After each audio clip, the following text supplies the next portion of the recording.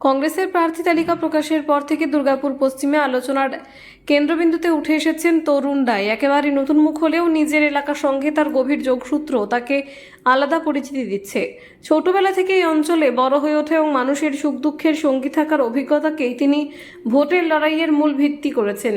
সোমবার সকালে ৩৫ নম্বর ওয়ার্ডের গোপাল মাঠ সংলগ্ন দুর্গা মন্দিরে পুজো দিয়ে প্রচারের সূচনা করেন তরুণ। এরপর মা কমলা রানীর মন্দিরে প্রার্থনা এবং শিবশক্তি ধামে গিয়ে প্রথম দিনের প্রচার শেষ করেন। ধর্মীয় এবং স্থানীয় জনসংযোগের মাধ্যমে মানুষের কাছে পৌঁছানোর স্পষ্ট চেষ্টা নজরে এসেছে। লাবণ্যবাবুর জায়গার মানুষ, আনন্দবাবুর জায়গার মানুষ আজকে সেই ইতিহাস পুছে যেতে পৌঁছেছে। গ্রামের মানুষ দুর্গাপুর যে তৈরি হচ্ছে তাদের ত্যাগের বিনিময়ে সেই মানুষদের এখনো সেই অধিকার থেকে তারা বঞ্চিত আছে। সেই মানুষের অধিকারকে ফিরিয়ে দেওয়ার জন্য আমি তাদের প্রতিনিধি। মানুষকে বিচার করতে হবে। অনেক সংগ্রাম, এক সময় আমি দেখেছি লাবণ্যবাবুর নাম দেওয়ালে লিখে পুছে দেওয়া হয়েছে। সেদিন থেকে সংকল্প নিয়েছিলাম, সেদিন আমি ছাত্র ছিলাম। বাংলার মানুষ দেখেছিল, লাবণ্যবাবুর জায়গার মানুষ দেখেছিল, নাম ডিক্লেয়ার হওয়ার পরে নাম পুছে দেওয়া হয়েছে। আমি সেদিন থেকে প্রতিজ্ঞা নিয়েছিলাম, আমি গোপাল মাঠের সম্মান নিয়ে এসেছি, সেই সম্মান রাখার দায়িত্ব গোপাল মাঠের মানুষের। আমি সেটা ছিনিয়ে আনতে পেরেছি। আমার কারো বিরুদ্ধে, যারা আমার বিরুদ্ধে দাঁড়িয়েছেন তাদের বিরুদ্ধে ব্যক্তিগত কোনো কুৎসা আমার নেই, কিন্তু দুর্গাপুর তৈরির ক্ষেত্রে যে মানুষগুলো এখনো, গ্রামের মানুষগুলো যেগুলো বঞ্চিত আছে, যারা অনেক কিছু পায়নি, দুর্গাপুর ইস্পাতকে কেন্দ্র করে তাদের সমস্ত কিছু দিয়েছে, আমি সেই জায়গায় লড়াইটা নিয়ে এসেছি। আমি মাথা ঝুঁকাইনি।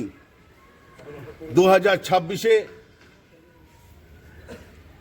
ভারতীয় জাতীয় কংগ্রেস আমাকে মনোনয়ন দিয়েছে। আমি আজকে সারা দুর্গাপুরে আনন্দবাবু, লাবণ্যবাবু এবং আমার জেঠামশাই আনন্দময় রায়, আমার এই জগুরবান অনেক বঞ্চিত, যে যেখানেই থাকুন না কেন, আমি সম্মান নিয়ে এসেছি। সম্মান রাখার দায়িত্ব আপনাদের। এই সম্মানটা একদিনে আসেনি। তাই দুর্গাপুরের মানুষের কাছে আমার অ্যাপিল, দুর্গাপুর যারা তৈরি করেছে তাদের হাত থেকে ক্ষমতা চলে যাচ্ছে অন্যের হাতে, যাদের দুর্গাপুরের প্রতি কোনো রকম কোনো অবদান নেই। সেই জায়গায় মানুষকে চিন্তা করতে হবে, দুর্গাপুর মানুষকে চিন্তা করতে হবে। আমি আজকে সরকারের একটা স্লোগান দিয়ে শেষ করব,